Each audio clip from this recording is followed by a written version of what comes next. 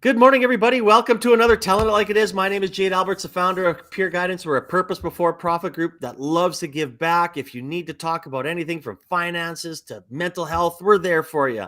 But this is not about me. I want to make sure that everybody understands the importance of getting out there and networking, and you never know who you're going to meet or who's going to be able to help you. So Founders Coffee runs every Tuesday, 7:30 a.m. at Red's Diner in Kensington. If you're a founder, a startup, an entrepreneur, come check it out. It's awesome. It's very casual. You'll just meet like-minded people. So, come on out. But I am excited, and two reasons. I had to pull a shirt off the back and wear it, so I got my Jays. You'll see some Dodger ones back there. I like the Dodgers too, so it's going to be a fun World Series, even though I'm wearing the Jays. And actually, Bri and I have a little connection. Her and her husband, Chris, we played against each other for years and years and years, and we didn't know about that until we actually had a conversation at coffee. Very true, very true. And now he makes a point to try to pop into every single video or call we have and be like, "Hey, is that Jade?" and have a chat with you.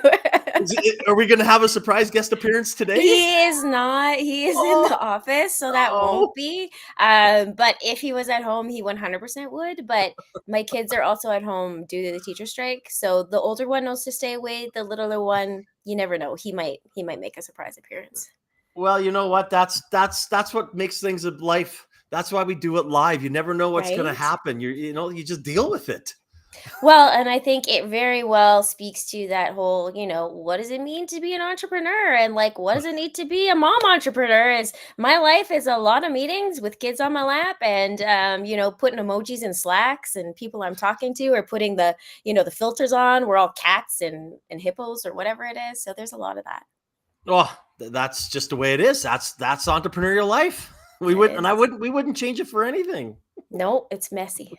I want to kick this off, and first of all, I want to say that I want to congratulate you for being named to the Toast Top 25 female tech entrepreneurs. I am a huge fan of April and everything that she's built around Toast. So I just kind of want to maybe get your comment on how did that make you feel to be one of the top 25? Yeah. You know what? It was so incredible in the sense of like I'm bad at my own like self promotion and things like that. And so I think having something one where you're recognized, and Alice actually sent me a note and framed it really well, and she was just saying like congrats and whatever. But she said, "You know what? Like lean into this because no one sees the work behind the scenes that it takes to make these things happen. No one sees like the nights that you're up, like, working away, you're juggling this and that, you're working. So no one sees that behind the scenes. So like really appreciate and lean into like what this feels like. And it did. It felt like really really incredible to have that kind of recognition and also just like for the business, it's like that's an incredible thing to be able to highlight on. And so it was incredibly meaningful to me, and I love what April and Toast are up to, and so I am incredibly appreciative that I got to be a part of that group. Well, no, and as you should be honored. And I mean, that's something that, this is one of the reasons I started telling it like it is almost 8 years ago, is because we don't do enough self promotion. That's kind of a Canadian thing. Hmm. We're like kind of hang around behind the scenes. Someone will ask us, oh, we're good, right?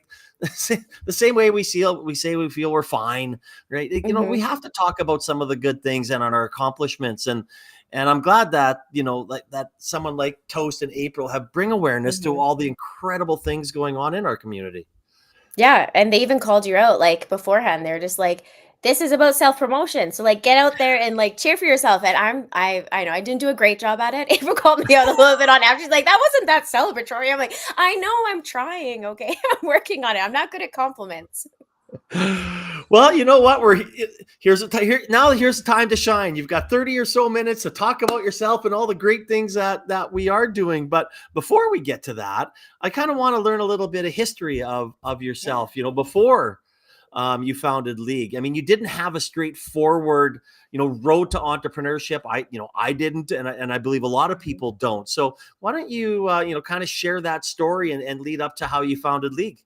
Yeah, absolutely. So before moving into tech, I was in the energy industry for 20 years, and I spent my time on the business side, working my way, from engineering companies to producers to all across, and wound up at TC Energy at the end. Um, and so I really spent a lot of my time there, but really focused on, driving business forward, either from a BD or sales aspect or into like optimization and actually like making things work. So that was a lot of like what I did. It was like taking big, hairy problems and just figuring it out. Um, and so then I moved over. I went on mat leave.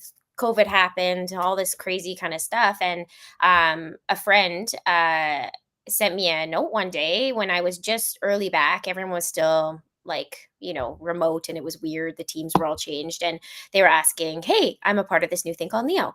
Would you ever think about like leaving TC?" And I was like, highly unlikely. It's pretty cushy here, man. But I was like, let's have a Mhm. coffee and we'll talk about it. And the more we did, the more excited, I got about what they were up to and really wanting to be a part of that. So I wound up going to Neo.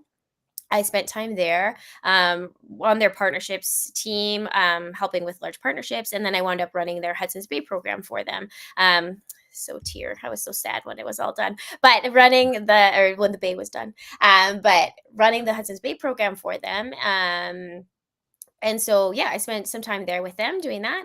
And then I moved to Creative Destruction Lab. And so when I was at Creative Destruction Lab, I was working on partnerships and helping them with their private funding, and their mentors, and managing mentors. But what I found is, you're sitting there, you're watching all of these companies coming through and all of this. And it's just like, I missed it. I missed it so much. Like the excitement of like, Neo was exciting. Like, man, I got in when they were like really rocketing it up, and to be somewhere that's moving really fast pace and like being at the forefront of building was so exciting.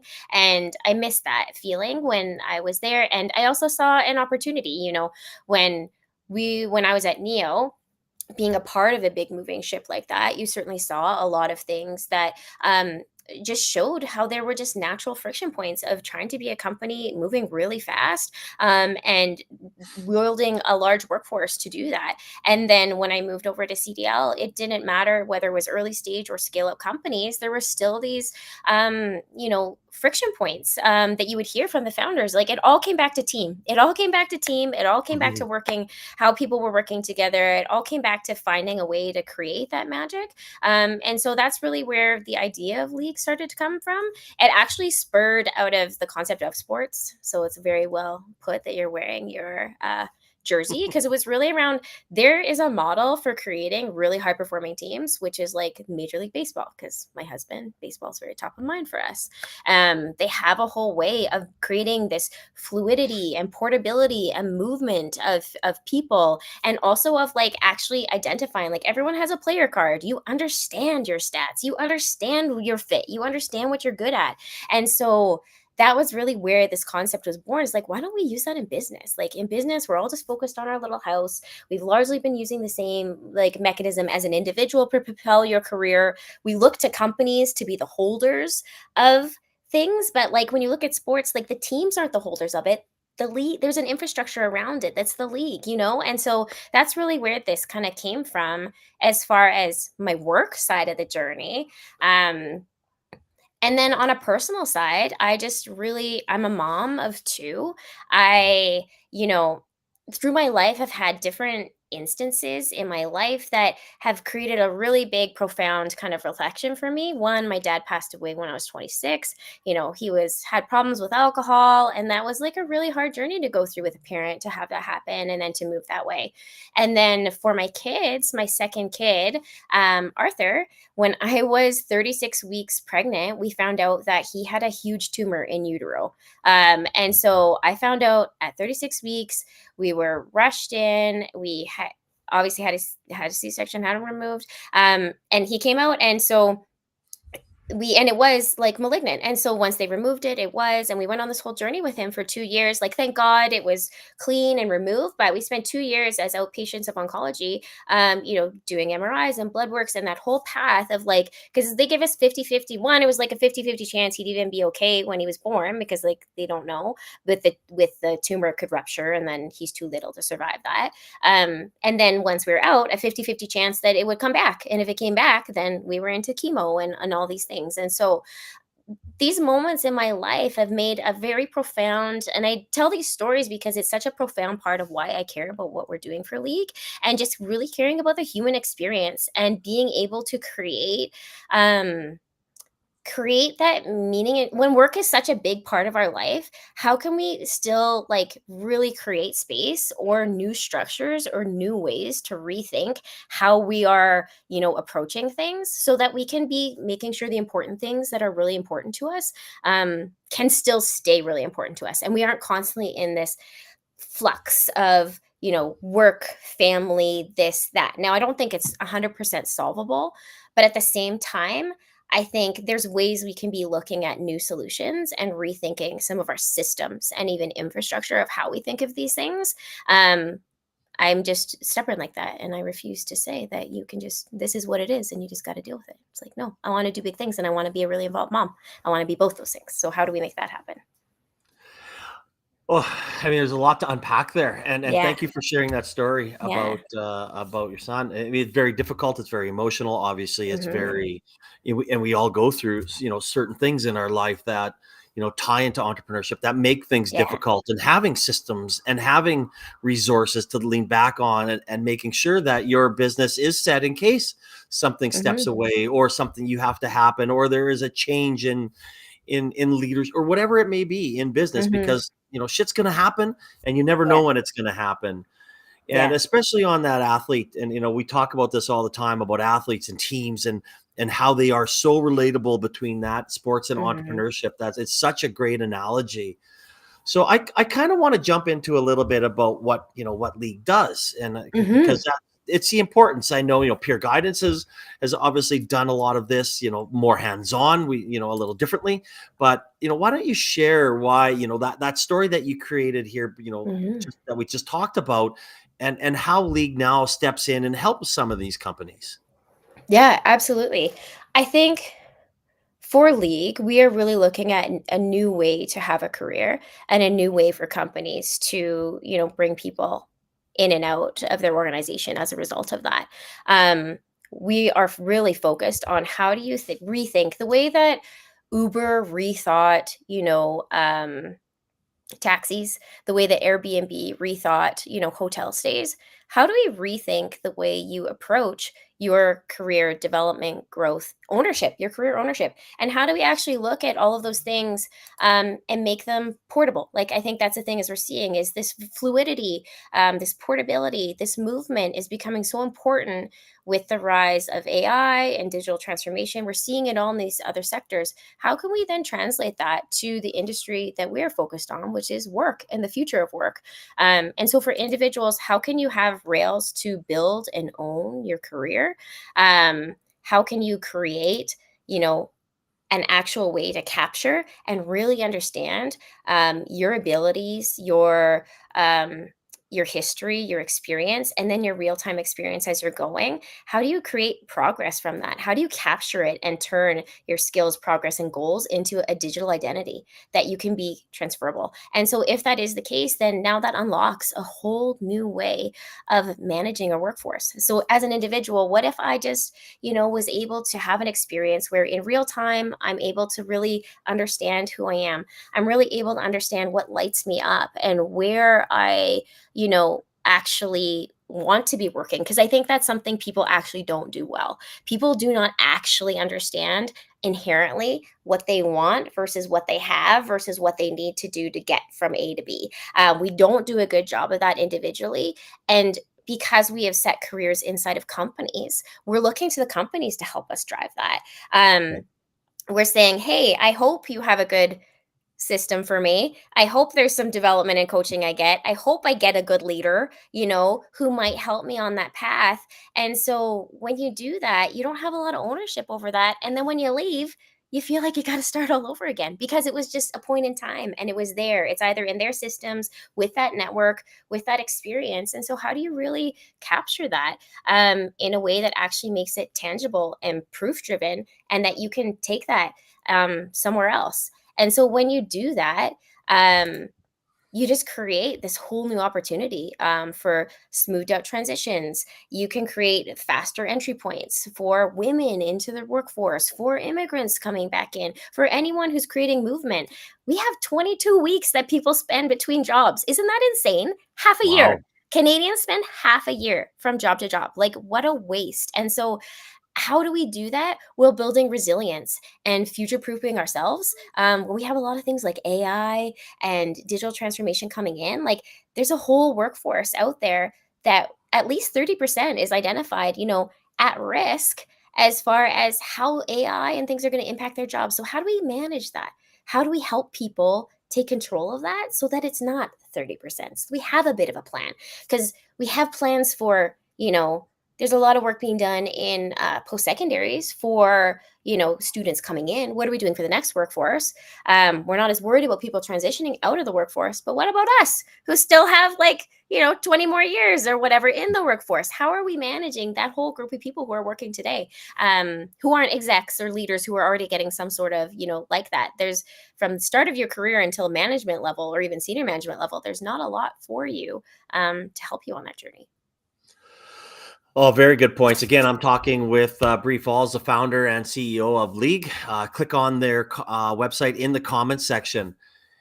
And there's so much there. And you said something about the future of work. And when we sold Nathan's almost 10 years ago now, I was involved with the future of work community and I spoke around North America. And, I've been almost a 30-year work from home guy, way before the COVID curve, so to say, right? And we were Mhm. talking about, when I was doing speech, wherever it be, Houston and Dallas and San Diego and Washington, it was about how to work from a distance and how to think about just, think outside the box. The person doesn't have to be sitting here. Work's a thing you do, not a place you go. Yeah. And, obviously COVID kind of, brought that philosophy a little bit, out there, that you don't have to be sitting side by side to create culture and do that. But how am I going to be a different leader now? Or how am I Mhm. going to inspire my team if I'm sitting here and they're at home, or I'm there, or wherever they are? And I think, when it comes to, even us at Peer Guidance, we've actually had to change a little bit about that. So I'm going to kind of dive into the nitty gritty of Leeg a Yeah. little bit, and how you get into that and how you help some of these teams. Yeah, absolutely. I mean, maybe I'll even just give some examples. Like, Yeah. so we have an individual right now who gave some really empowering feedback as far as um, being in League and working through that process in the product and how that worked for her. And she's been in between. She's falling into that Canadian stat of being a long time between roles and truly trying to Yeah. figure out what was next for her. But as a result of being through this and being able to actually have this space for reflection, insights, things about yourself back to you. She is actually now going for different roles that she wouldn't have necessarily. She's like, I never would have thought that I could have done this, but now in understanding, who I am and how these things can be translatable and how they can move, I had confidence, and now I'm moving forward with some things that I would have never touch without having done that. And that made me so happy because it's just like, this is exactly what we're trying to accomplish for people, is helping them on that pathway of fit. And so it's really looking at, you know what are those innate skills, like and micro learnings of yourself, like how can you create a point of reflection. You think of trying to have a diet or something. It's like, you think you're eating well until you actually start measuring and tracking it, and then getting insights back on like, oh crap, I'm eating 5,000 calories a day. And no wonder, even though it's all avocados or whatever, it's like it's too much. And so I think that's the biggest thing that we see missing is how do you actually distill that down? How do you create a way to capture that? How do you create a way to have someone set a plan? work against that plan in a way that's very easy, because I think that's the other thing, is it's very onerous and it's a pain in the butt and nobody has any time. So how do you do that in a way that's very simple and very easy, and then we provide you, those insights and things back so that you can have those moments of reflection. You can really drill down and assess these things. Not only that, it's like, how do you have benefits and retirement savings? Like, those are a part of it as well. Like, how do you have things that are attached to that idea of a total career picture outside of a company? And now you're borderless. Now you're transferable, and now you can really take that and run. Now you have, a career passport, so to speak, an identity that has captured not just your intention, but your actual momentum against that into proof points that can be leveraged for, whatever you're doing next. And so that's really a powerful thing for her. And I loved that story as far as how much we supported her.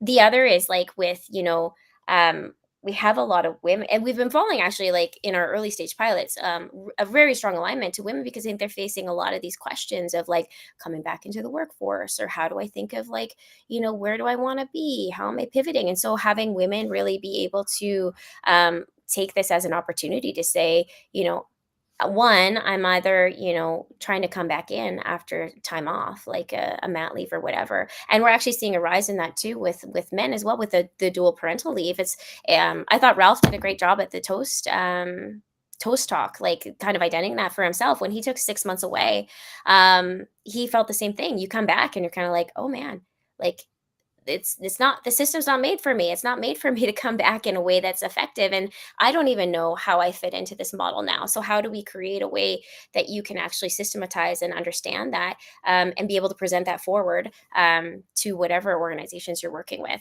And how do we create a way that we can then move that talent in and out, of organizations, in a way that's really seamless? And that's really how we've been working it.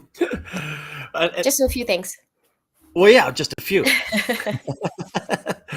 When on that comment, when you sit there and you think about how things are moving. I mean, sometimes it's hard to get entrepreneurs out of the now, out of the from crises to fire, and start thinking about some of the things that you have said. So when you're dealing with some of these entrepreneurs, and a lot of the people that are Mhm. listen to this, are this conversation, are those earlier stage companies. So what would your like kind of Mhm. talk be like? You get past the fires, get past. Yes, you have to do the sales. Yes, you have to bang on doors. Yes, you have to do all that. But how Mhm. much time should somebody sit there and take and say, okay, I got to put a little bit of time in, not only for myself, but for my future, for my plans, for my company. Yeah. It's really hard when it feels like you have so many burning things, but it is so important to take a bit of time and actually think about what you're trying to do. And I've experienced it. I've seen it time and time again. I experience it myself, and I have to give myself a little knock on the head sometimes. When Mm. things are getting a little too stressy and this and that. And that's where, like, I also think is like you need to surround yourself. Like, the one thing I notice, and I don't know if it's like, first time entrepreneurs, if it's kind of the general census and themes of tech sometimes, and the personas that we attach to that. But I've noticed this sense of like feeling like you have to have all the answers and feeling like you have to do it alone. And I think that's so interesting. And the most important thing I have found, and that I would give advice for, is you need to surround yourself with people. And it's not going to make you, like, being vulnerable is okay. That's the one really amazing thing. Like, take it from me. I sat at CDL, I sat there with these mentors, and I was in the behind the scenes conversations. I heard these incredible leaders of industry and business talk about, companies and founders, and like they all know. They all know how hard it is. They all know that there's a ton of crazy. So being just really honest and authentic, it's almost like I don't trust when people aren't. They're just like, oh yeah, no worries. I'm just gonna go get $1 million. I'm just gonna go do this. It's like, well, that makes me feel like you haven't thought about any of it, if that's what you think, because it's not that easy. And so I think um that's the biggest thing, is you need to take time to plan, you need to take time to think. And I think when you're moving so fast, it's very easy to take your eye off the prize, and really, like, you need to be really good at decisions. If you are the leader, like, you need to be very, very good at making decisions and making good decisions. And so how do you surround yourself either with information, reflection, people, a mentorship, guidance, whatever that is, peer guidance. Oh, look at that plug. But you know what I mean? How do you surround yourself with these things that can help that journey? Because you are not going to have all the answers, but also no one thinks you have all the answers. And you would be Yeah, crazy to try to pretend like you have all the answers. And so I think that's the biggest thing. How can you do that for yourself?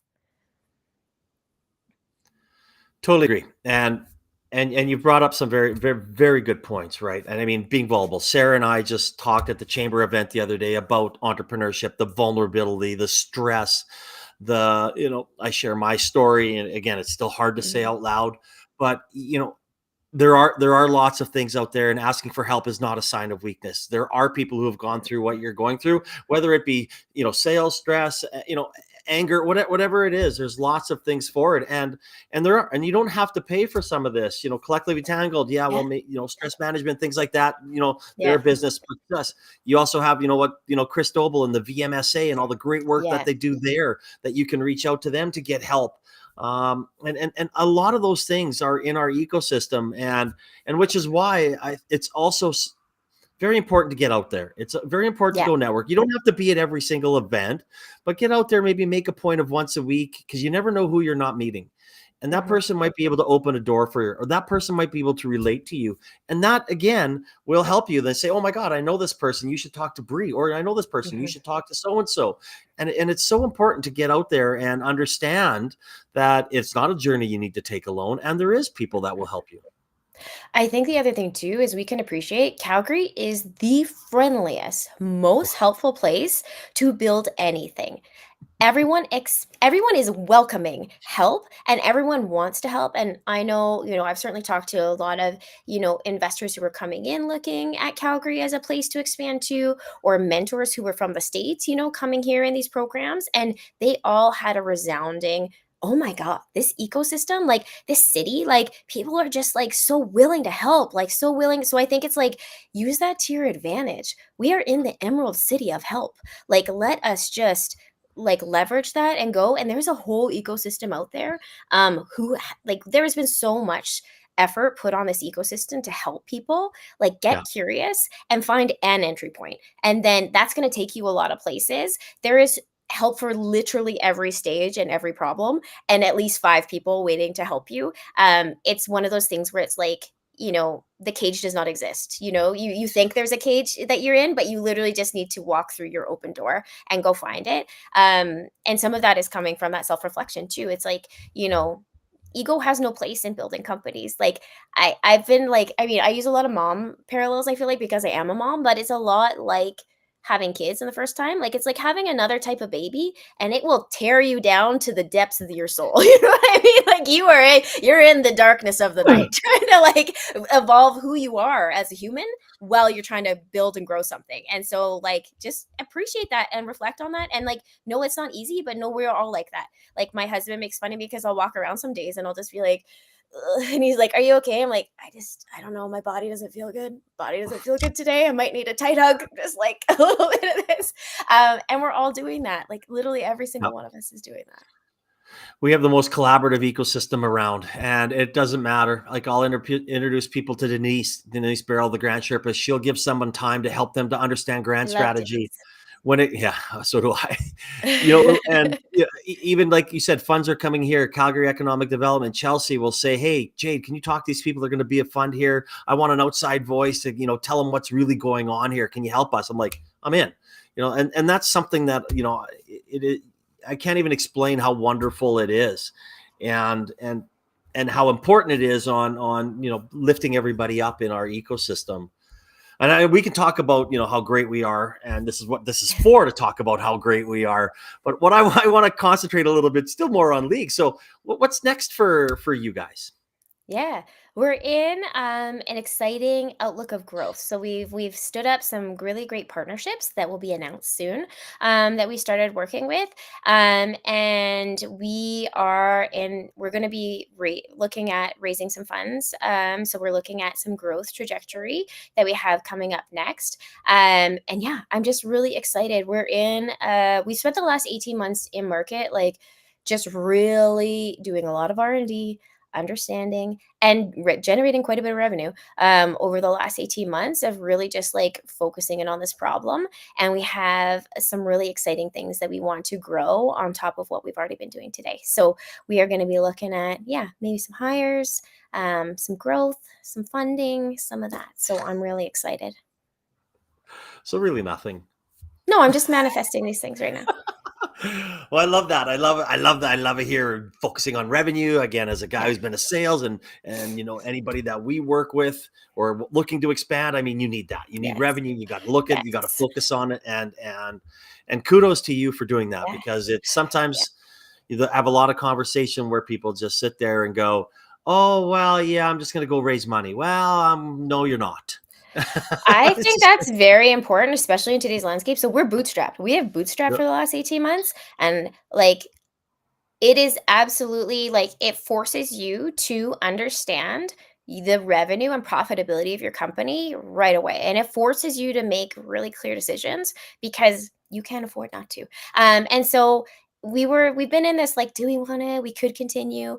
We could just, but we do want to grow fast. And so I think that's the one Yep. thing is like think about capital in a way that like how is it going to serve your business and what is it going to do for you? Because um, yeah, and like the different capital you accept means different things for your business, not just from the amount of money, but like also your culture. Like, I don't think people understand enough what a VC backed company versus an angel invested company versus what a bootstrap company means. Even as far as like how it feels and what kind of a organization you're going to be building, because some of those set your tracks and you're going to be Yeah. on, the conveyor belt a little bit sometimes. And so, how do you think about that? And like bootstrapping has been hard. I'm not gonna lie. Like bootstrapping a company off the ground is not easy. It takes a lot of just stubborn determination to grow something while doing that. And my mother's downstairs watching children, and she would come up and be like, "Yeah, that's the ultimate word I used to describe you as a child is stubborn." So, it takes a lot of that to make that work, but at the same time it creates a lot of amazing things for us, and we've done a great job at generating actually like a ton of revenue over the last 18 months for a bootstrap company. So I'm really proud of what the team has done because it's been incredible for the to see what has been able to come to life. But yeah, I think it's something that founders aren't thinking of enough, and in this market you aren't just going to go grab a bunch of money. No, you Unless are you're not. coming out of the like, it seems like though if you're on the sciences side, that's a little bit easier to, like, get big grant dollars because there's some, like, hard tech and Yeah. stuff attached to it, but, yeah, you're not gonna just go grab a bunch of money. No, totally agree. And thank you for sharing that, because it is something that I stress in over almost 400 episodes of this is revenue, bootstrapping, the power of the penny, understanding your finances is so and so important. We don't even work with a company until we understand their finances or make sure they understand their own finances, which at times, sometimes, get lost because you're focusing on other things. Yeah. And it's so important. And like, I'm actually going to be changing my last question for you now. And Okay. just because of that. And again, I'm always sad when these conversations come to an end because it's been so incredible. It's been so inspirational. And thank you for sharing everything. So, my last question for you: if you had one piece of advice for a startup, a founder, entrepreneur Mhm. that is bootstrapping, Mhm. what would that be? Ooh, that's a good one. Yeah, I know you probably had an answer lined up because you know my last I question. know, you're just switching the whole ground up on me, Jay. I mean, I feel like there's so many pieces of advice, it's hard to just pick one. If you are bootstrapping, I would say it's gonna be really when you're bootstrapping, you are going to be constantly iterating your product market fit and your focus. Not your focus, but your product market fit and just like tweaking. Like because you are needing to be revenue generating right away, that means those sales need to hit and that means those channels need to convert. And so you're going to constantly be doing little experimenting and tweaking.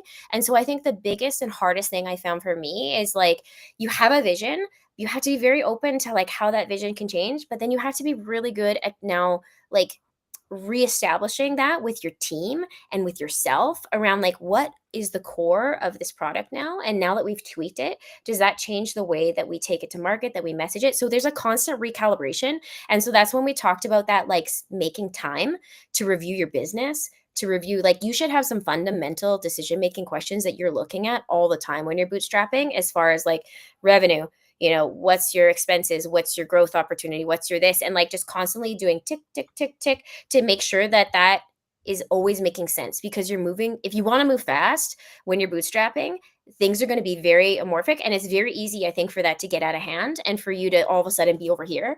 And so that would be my number one piece of advice, is what's that business framework you need for this business to work, and make sure you are constantly recalibrating it as you are going through these iterations with your customers, and maturing and refining, in order to make sure you stay on the point and be open. You got to be pretty flexible and open to opportunities too, because you're chasing that revenue. So you don't close yourself in with a really closed mindset.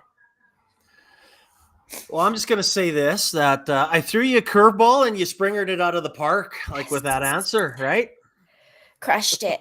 Crushed it. All baseball analogies for the next 10 days.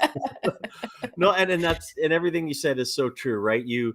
Every time I hear somebody say focus on one ICP, I was like, oh my God, no. We're going to be pivoting. It's going to be going. It's going to be banging on this door. You're going to have to go. And when people do that and try and focus on it for too long, it doesn't work. And thank you for sharing that advice, because it is so important for new entrepreneurs, or entrepreneurs that are trying to bootstrap and grow sales, to hear things like that.